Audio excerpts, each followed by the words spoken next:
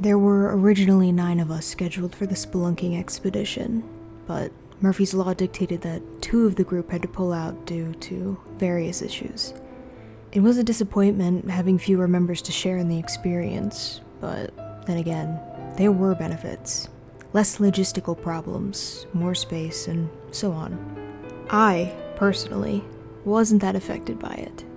While most of us were close friends, I hadn't known those 2 well. Our rendezvous was the cave entrance, at the crack of dawn. I was the first one there, as usual.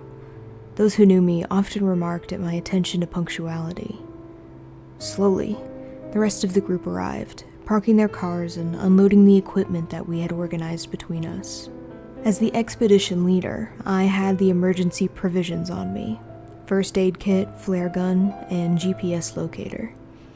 It seemed quite odd that a flare gun would be taken into an underground location, but I'd rather have it and not need it than need it and not have it. We assembled at the cave entrance. There was Jason, Alex, Karen, Samantha, Vincent, Ashley, and of course, myself. Alex and I were experienced spelunkers, while the rest had varying skill levels. Moderate were Karen, Vincent, and Samantha, poor Jason, and first-timer Ashley. Normally, it was against my instinct to take a first-timer into an unexplored cave and in such a large group, but he had promised to obey every command I gave him, and agreed to carry the most cumbersome equipment on the safe parts of the trek. The cave loomed in front of us. It was typically dark and rather foreboding. Not for the first time, I wondered why it was, according to every available record of local geological sites, unexplored. Perhaps it was the isolated location, or the fact that, until recently, there had been no way for vehicles to access it through the surrounding forest. "Are you sure it's all right?" Ashley nervously asked, shifting from foot to foot. His earlier bravado had deserted him. "Yes. You can't change your mind once we're in, so decide now," I said flatly, turning around without waiting for an answer. He'd make his own mind up without any further input from me. The rest of the group followed me. After a few moments of apparent indecision, Ashley hurried in after the rest of us. Soon, the darkness swallowed us whole. Inside, the cave was quite larger than it appeared. It proceeded inwards for about 200 meters and then sloped down quite quickly. As per usual, I ordered the group members to buddy up, a system in which the group divided into pairs and threes and were responsible for keeping together. Ashley and I were partners, given that I was the most experienced and he was the least. It wasn't as fun spelunking when you had to care for somebody else, but it was a necessary evil. Besides, he was a quick learner. Soon, the sunlight from the cave mouth faded. "Flares out, everybody," I ordered. One by one, the expedition members cracked the flares. As per local guidelines, each member carried 2 packs of 30 handheld flares. It may have been excessive, but the flares weren't very strong and only provided enough light for the immediate area around the user. I took a glow stick from my pack and wedged it into the rock beside me. Only I carried these, and they were quite stronger than the flares, able to last up to 12 hours with diminishing light after 8. I would use them to mark our trail back up. Slowly, we continued down. The handheld flares lasted for 15 minutes on average, and soon we reached an edge. I ordered the group to stop 5 feet from the precipice, where the ground leveled out. As you may have noticed, I am a stickler for safety measures, but not without good reason. I didn't want a death on my hands. "Ashley, crack a flare and throw it down," I said, watching to see how he did it. Ashley withdrew a flare from his pack and lit it. Then, without moving, he tossed it forward, down the hole. I nodded in approval. He hadn't moved forward from the 5-meter guideline. I crept forward to the precipice and looked into the abyss. Then, I saw it. Descending into the darkness, barely half a meter from the cliff's edge, was what appeared to be a staircase. The light of the flare made one thing quite clear. It was not a man-made staircase. At least, it didn't look like one. It appeared to be hewn out of the descending rock, meaning that the original cliff would have extended further into the cave. The stairs were rough and uneven, but it was close enough for government work, as the saying goes. "What is it?" one of the group members asked from behind me. "Looks like a natural staircase of sorts," I answered, distracted. I withdrew another glow stick from my bag and planted it at the top of the stairs. "Let's go." We descended cautiously, for the caves are notoriously deceptive. Ahead of me, the darkness grew thicker. It seemed palpable, almost physical. As if my thoughts were true, the flares we held seemed to diminish in the face of the abyss. After 50 or so steps, I reached the bottom. That's when I heard the crack. It sounded like a gunshot, loud and sharp. I spun at the foot of the stairs. Behind me, Jason was tumbling roughly down the last few steps, straight towards me. I spun out of the way as he crashed to the floor, moaning in agony. The rest of the group hurried towards me, concerned, as I bent to inspect the injury. It was obvious. His ankle was twisted at an unnatural angle, clearly broken. Jason's face had rapidly lost color. "Karen, Vincent, grab him by the arms. Careful," I said quietly, unwilling to exacerbate the situation by panicking. They picked him up slowly, his ankle dangling grotesquely beneath him. Something glinted under the crimson light of the flares. I knew it was bone. I reached into my pack, taking out 2 small batons and a white bandage. "This is going to hurt," I warned. The caution was wasted on Jason. Anyway, he was half unconscious. I grabbed his ankle and twisted. His ankle cracked again. That roused Jason from his stupor. He screamed piercingly, loudly enough to hurt my ears. Quickly, trying not to prolong his agony, I wound the bandage around the batons, which braced either side of his leg. The screaming stopped, but not because the pain had faded. He was unconscious. "Take him up to the entrance of the cave and to the hospital. If he wakes, give him these painkillers," I told his helpers. Karen and Vincent nodded and began the arduous climb up to the surface, holding their unconscious ward. "Shouldn't we go with them? I mean, his ankle was..." Ashley began, but I cut him off. "No, we came this far, and we're not going to stop now. I want to investigate this cave to the end. Remember, I told you that you couldn't change your mind," I said sharply, taking out my anger and letting the accident happen under my leadership on him. Ashley, known as Ash to his friends, but I never used that, fell silent. I felt a fleeting sense of guilt at my attitude. I brushed it off and spun around. Already, Jason and the others were out of view.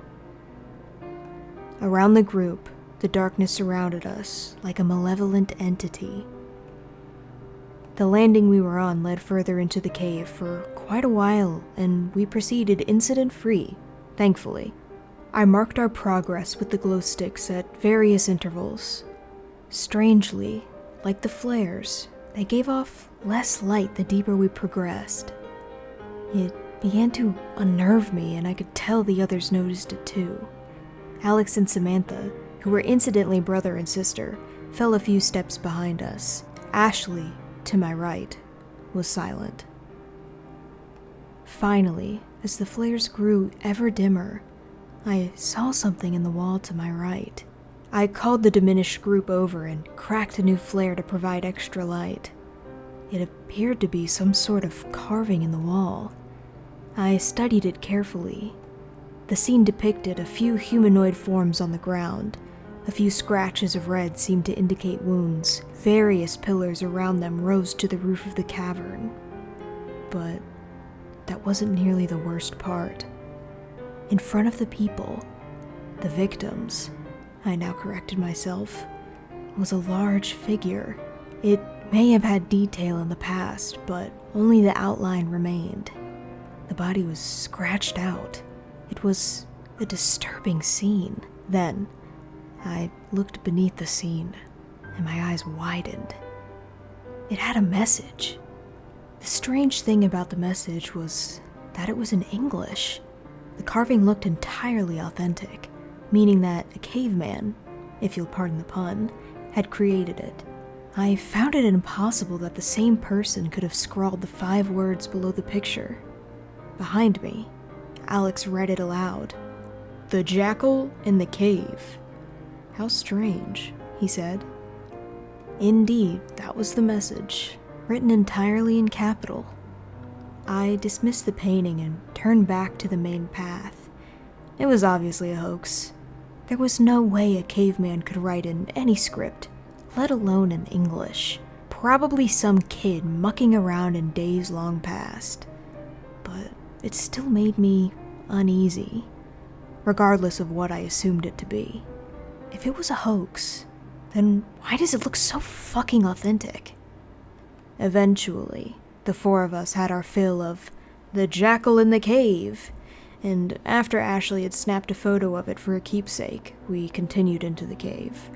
I was forced to light 2 flares at the time, now, to ward off the choking darkness. The diminishing effectiveness of the flares puzzled me. In all my time spelunking, I had never encountered anything like it. I wondered whether it was a defective bunch or some other reason. It had to have a logical, rational reason.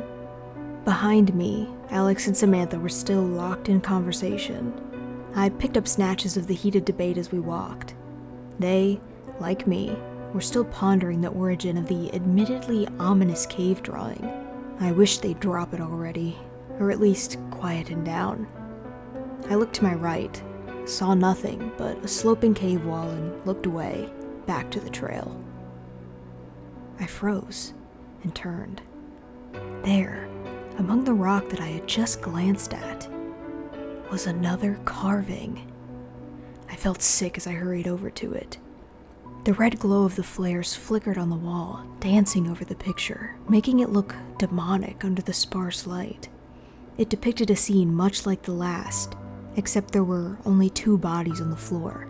The third was in mid-air, seemingly held by an appendage, not quite an arm, not quite a tentacle, from the titular jackal. The pillars around the scene appeared again, except with small, indistinct etchings on them. Like before, only the faint outline of the jackal appeared, the rest of it having been scribbled or scratched out. I couldn't tell which. Underneath it was another 5-word message, one that I read quickly and immediately wished I hadn't. "Go back. The jackal waits," it said. I turned from the carving as the others moved in to get a good look and tried not to panic. The air felt thin and dry, much like the air in the Andes. I'd gone climbing there a few years ago and terrible things had happened, which explained my preference for underground rocks as opposed to aerial ones. But that's a story for another day and another time. Around me, the darkness was thick. I could no longer see without the flares and aid. Suddenly, irrationally, I knew if I stayed in this underground labyrinth for much longer, I would lose my sanity. But that was the mind of an irrational man talking. I leant against the opposite wall, breathing deeply and slowly to regulate my rapid heartbeat. Spots danced in front of my eyes momentarily as I oxygenated my blood rapidly. Slowly, the panic faded, to be replaced by a sense of calm. I didn't get overworked often, but when I did, I tended to edge towards hysteria. Taking one last deep breath, I straightened and looked around. That's when I realized that Ashley was gone. Slowly, I stood scanning the passage for any sign of Ashley. Samantha and Alex were still arguing over the cave carving. They were typical argumentative identical twins. As Alex drew breath to continue his opinion, I stepped between them, holding my hands up in peace. "Have either of you seen Ashley? He's gone," I said, stepping back once I saw that they had ceased fighting and listened to what I said. No, they said in unison. I sighed in frustration and looked around the cavern. There was no trace of Ashley anywhere.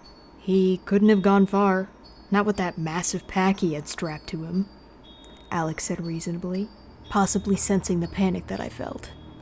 The entire expedition had had problems from the start. First the dropouts, then Jason, now this. It was like we were cursed or some other superstitious bullshit. I was a born skeptic and proud of it. "He could have only gone forward or back," Samantha said, walking forward to the edge of the light and looking around. "We should split up and—" "No," I said, resolute. "We are not going to split up under any circumstances. If Ashley went back, he'll eventually get out of the cave by himself.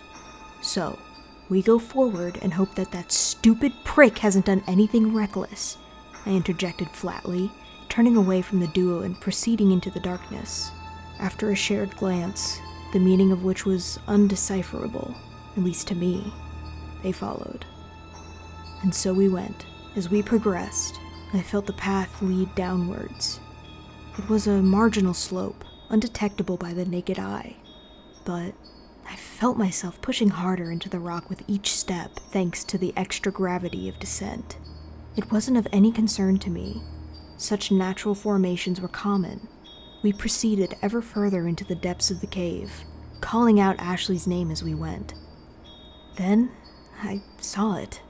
It was over to the right, like the others. It was, of course, another carving. I felt sick as I scanned it. The titular jackal had increased in size yet again. The tentacle appendage hybrid was shorter, as if the beast had pulled it back. The previously held corpse was ominously absent from the scene. I tried not to think about what had happened to it. The pillars with carvings on them also appeared. As before, the jackal had the majority of its detail erased, making it little more than an outline. However, there was detail on the edge of the beast this time. I knew the short lines represented skin, apparently leathery and cracked. Then, I read the message. It was again 5 words long, and my eyes widened in a flash of shock and fear. "This is your last chance," it read. I stumbled back from the carving in fear, raising my hands in front of me as if it was alive and coming for me. As I hit the back wall, I saw Alex and Samantha close in to study the carving. They seemed unaffected by the ominous message as I had been. I gasped for breath, winded by the sudden impact of the wall against me. I tried to clear my mind, to cut through the mix of panic and fear I now felt at having read the carving which I no longer thought was the work of pranksters. I turned to my left, hoping to see Ashley. Instead, I saw the gateway. It appeared to be a stone arch, hewn from black granite. It followed the contour of the cave precisely, creating a strange effect. Carvings of various things, symbols, letters, and pictures, covered the gateway, which appeared to be seamless, without any join or cut. I approached it almost unwillingly, feeling my heart rise into my throat as I stared at the ground immediately behind the gateway and onwards. The walls, floor, and roof of the cave from the gateway onwards were covered in fine, white dust. Alex and Samantha joined me at the edge of the gateway. We were silent, studying the gateway. I looked at the top and saw yet another 5-letter message carved there. "The gateway to the jackal," read the message. And hell with it, I thought. Then I heard a scream. It was Ashley screaming. "We have to get him," Alex yelled, turning to me. With every fiber of my body, I resisted stepping through the gateway. I knew if we did, terrible things would happen. If I stepped through, I knew, sooner or later, I would meet the jackal. But I had to know about Ashley, the carvings, everything. I had to. So with a deep breath and trying to still my hands, I made my choice. Together, we stepped through the gateway to Ashley and the dark beast beyond. The first change I noticed was the ground. The fine white dust was coated on the entire cave, right past the gateway. I didn't know the origin. It didn't appear to be from any sort of animal or rock I had encountered before. It was strange, but then, given the nature of the rest of the cave, that made it almost normal. The darkness grew progressively thicker as we advanced. I noticed we were running low on flares, about only 20 each. It was a problem, but not one I was particularly concerned about considering the current predicament we were in. Ashley hadn't made any noises beside his original scream. It concerned me far more than if he had kept screaming. There could be a logical reason for him not screaming. Perhaps he ran deeper into the cave. Maybe he was conserving his voice, I thought. But I was throwing up improbable answers to cover my fear. My true thought rose unbidden to my mind. What if whatever made him scream stopped him from doing so again? I felt sick. Ahead of us, not even 100 meters from the gateway, was a crossroads, the first such divide in the otherwise linear path. I had appreciated the lack of divergent paths so far because it meant that we didn't have to divide our group, stunted as it was. Appearing now, as it had, seemed like extraordinarily bad luck on our part. Seemed like.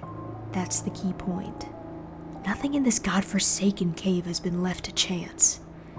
Lost in my grim thoughts, as I was, I didn't notice the object ahead of us until Alex exclaimed and ran towards it. Startled, I looked up.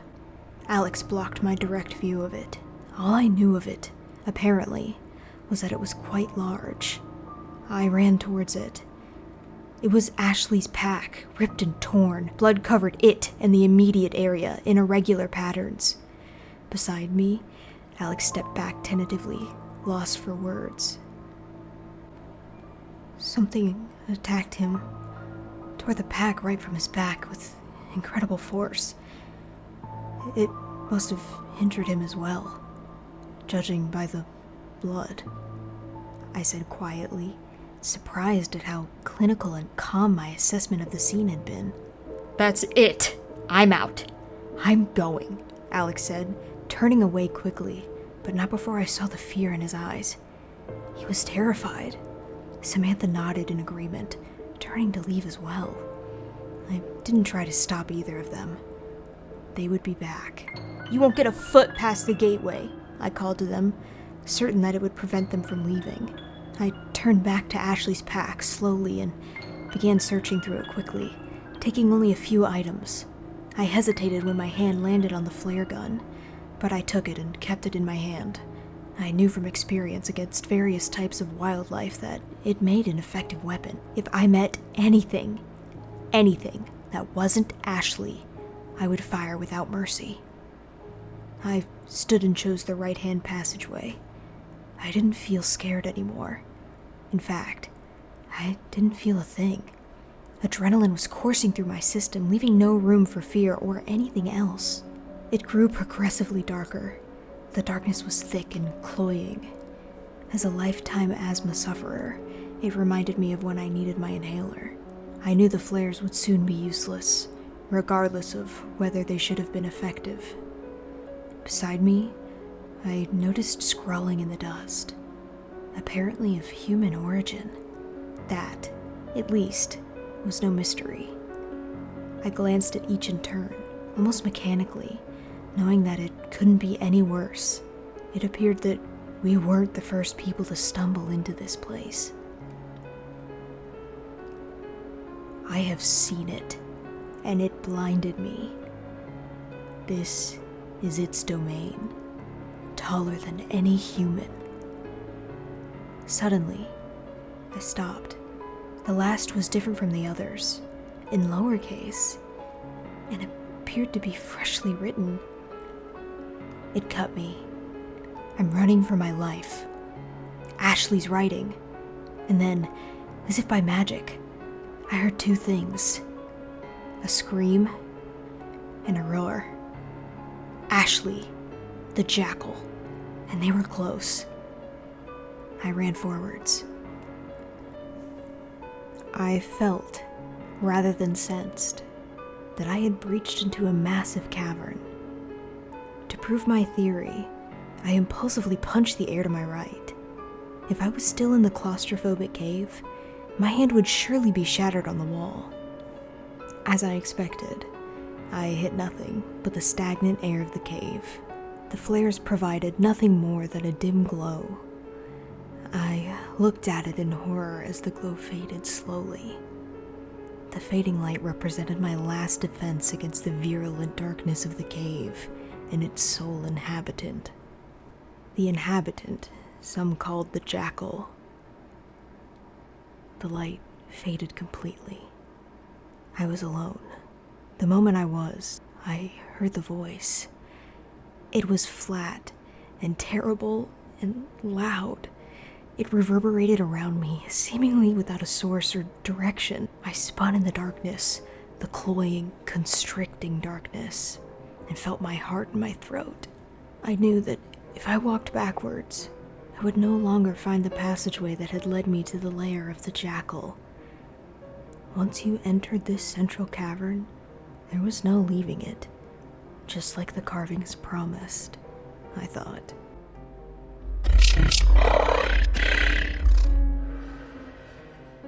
It bellowed. I screamed and ran. It was a futile gesture. The voice boomed around me, terrifying in its alienness and its flat, expressionless quality. The jackal was not human, nor was it even some revenant or ghost of a forgotten culture. It was something that had no place in this universe, and something that I wished never to see.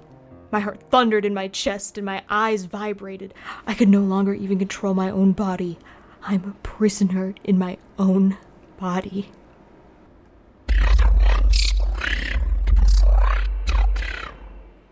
Boomed the jackal, interrupting my thoughts. Fuck you! I screamed hysterically into the darkness around me. It was a petty rebellion. I doubted the jackal even knew what it meant, but I felt better for it, all the same. Around me, the darkness coalesced. It's alive, I thought. I tried to stifle a scream as an image popped into my head. Thousands of millions of bugs crawling over me in the darkness, biting, scratching, and running, and was banished moments later by the jackal's next terrible oration.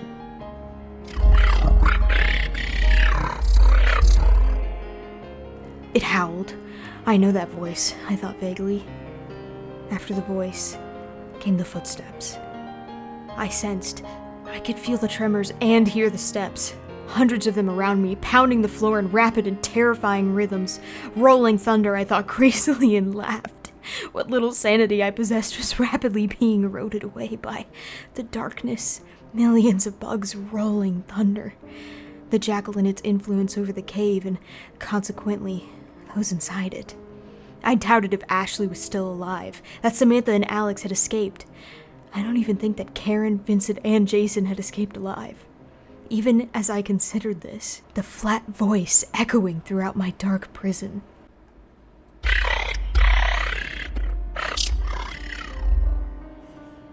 The jackal roared in its expressionless tone, creating a queer, wavering effect that hurt my ears. My throat burned from the lack of moisture. A headache pounded in my head and my ears throbbed, strangely in time with the footsteps. I'm just rolling thunder, I thought, and laughed crazily. Then, as I considered what the jackal had said, it can read my thoughts. It was not such a fantastical idea. The jackal had only ever spoken after I had a thought. A coincidence? I think not. Pardon the pun. I considered the mental connection. An idea began to form. I stopped running and emptied my thoughts, banishing the sensory manipulations that the jackal used on me. The footsteps around me intensified, but I heard none of it as I shut down my senses and opened my mind. Then, exposed without the cloak of my previous panic thoughts. I felt it. The jackal's mind. It was a colossal alien thing, like a structure too gargantuan for the human mind to comprehend. It would dwarf me, swallow my mind whole, and leave me a gibbering wreck if I considered it for too long. It wasn't even natural, let alone human. Thoughts and ideas seemed to be constructed in a fashion that was incomprehensible to the human mind. In a word, the jackal's presence was dark. As I felt its presence wash over me, I steeled myself and sprung the trap. Instantly, before the beast could retreat, I thought of light, a blinding supernova, more light than any human had ever witnessed, a bright inferno of light. I let the mental image expand in my mind, and over onto the jackal's colossal presence. I guessed that such a creature had never seen light, or if it had spent so long underground, bathed in the darkness which it controlled. Such light, even as an image, would do tremendous harm to it, considering that the jackal's mental abilities far outclassed my own. I was right. The instant the supernova image touched the jackal's presence, a tremendous shriek filled the chamber, immediately overtaking all the phantom footsteps that had so tormented me. I grinned savagely, despite the pain the high-pitched squeal caused my ears. That, at least, sounded vaguely human. It felt empowering to know that I had hurt the jackal, probably badly.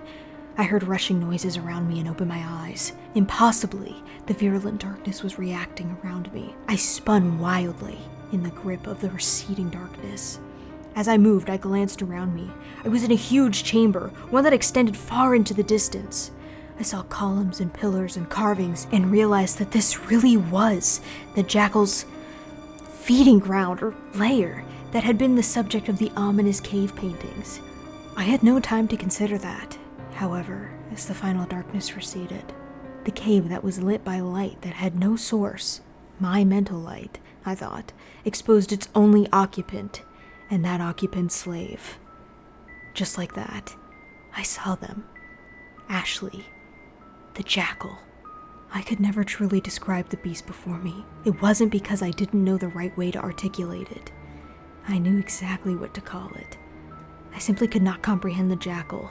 It was as if I were viewing it from the extremities of my peripheral vision. It was blurry and soft and weak. Weak because it had no hard angles or edges. No matter how hard I looked, how much I stared, the jackal remained hidden to me. A formless shape hidden under a veil of unreality. The cave paintings, carvings, whatever adjective I attached to them, were truer than I had thought. Even after the jackal had turned out to be real, they depicted a blurry, formless jackal. And so it was. Yes, I knew exactly what it was. Indistinct. Ashley, however, was not. I looked at him in horror. His body was covered in blood, flesh, and other less identifiable materials. I could count at least 8 visible wounds and more red lines I couldn't distinguish from the gore saturating his form. A gaping wound cut across his stomach, revealing intestines, pink and rubbery. Blood flowed from multiple slashes on his arms and legs. He was probably dead, certainly unconscious. But that wasn't the worst of it. His entire right ear had been torn off clean from his head. Bile rose in my throat as I stared at his prostrate form, horrified. The jackal had done this to him. As I thought of the beast before me, I realized that the cavern around me was silent. The jackal's screech, so loud to begin with, had been cut off instantly some moments previous, unlike the gradual decline that was characteristic in humans. Then again, it isn't and has never resembled anything close to a human. I would wager every possession I own, it has no similarity to any creature of this dimension. I can't even begin to consider its true form. Even as I watched, it got infinitely worse. Until Ashley began to move through the air, I hadn't even noticed that he had been airborne. So enthralled I had been by his ravaged body. Slowly, never wavering in speed, Ashley began to recede towards the blurry shape that represented the jackal. I thought back to the carvings in horror. With every sacrifice, it gains form, and so a greater foothold in this dimension. I wanted to rush forward and tear Ashley from the jackal's thrall, but to come within reach of the creature would mean an unspeakable end, one that I would have already faced had I not wounded it with the psychic supernova. Suddenly, Ashley stopped moving, mere meters from the jackal, and I had realized with a shock how the jackal had previously communicated. Through Ashley. Now I know why I had recognized that voice, even distorted as it had been. Ashley's mouth opened, and from it roared the jackal. You will suffer for using the glow against me. Suffer as he did. Roared the grotesque Ashley jackal hybrid. Evidently, it only knew the light that had heard it as the glow. It didn't matter. The important thing was that it had been hurt, and badly. I probed my mind. No trace of the jackal's presence remained. Apparently, the part of it, physically manifested in the virulent darkness, had been either destroyed or banished by my mental counterattack. Even if I meet my death here, beast, I will do my utmost to bring you with me, I responded bravely. The saturating fear and accompanying thoughts, which had so crippled me, both mentally and physically, were gone. Now I could see the jackal, regardless of how well I could comprehend it. Much of the terror that I had felt at the hands of it was gone, just like the virulent darkness. Even the voice was less intimidating now that it had a definitive source. It spoke again. I have consumed many. This one is the last. I will be free from my poison. The jackal bellowed, drawing Ashley towards him. No, I whispered. I sprinted towards them, no matter the cost. Even if it were my life or my sanity, I could not allow the jackal to consume Ashley and escape whatever prison it was incarcerated in. Such a beast would wreak unimaginable destruction on the surface. I pulled the silver piece of equipment, the last thing I had taken from Ashley's pack, the flare gun. As the jackal and Ashley came together, I drew and fired. The world exploded around me.